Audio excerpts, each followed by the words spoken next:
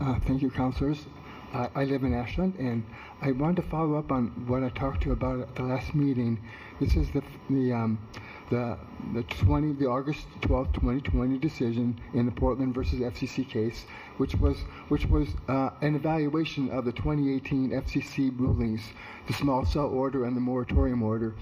The court decided that the FCC was basically their conclusions were okay, and they moved. And what has happened since then was the August 13th, 2021 decisions. That's a year later.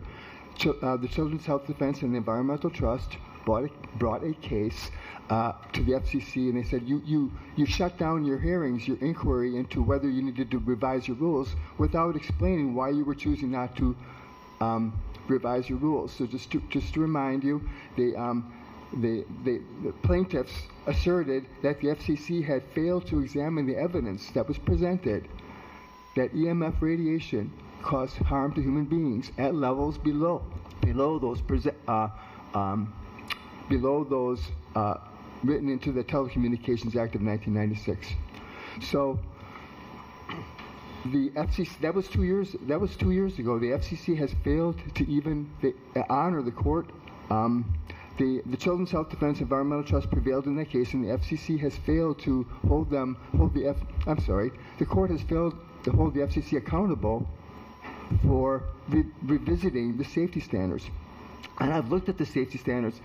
Under the Telecommunications Act, you can have RF radiation frequencies that are 10,000 times higher than frequencies that are known to cause impact on human beings. And so the League of Oregon Cities ignored that, and I'm jumping around a little bit, but in February of 2023, they published their telecom toolkit. I don't know if you're aware of this. I went to the League of Oregon Cities website looking for if they made any comment about the FCC decision, the court decision regarding the Children's Health Defense case. I wanted to see if the League of Oregon Cities had anything to say about the safety standards that were brought into question by the court. And I didn't find anything, but I found that in February 2023, they did publish a telecommunications kit. And in there they said, we're following the latest breaking court cases, and this is our telecommunications kit for you. Well, they ignored the August 13th, 2021 decision in the Children's Health Defense case. So the League of Oregon Cities is choosing to ignore a judge's decision that the existing safety standards that are in the Telecommunications Act are inadequate.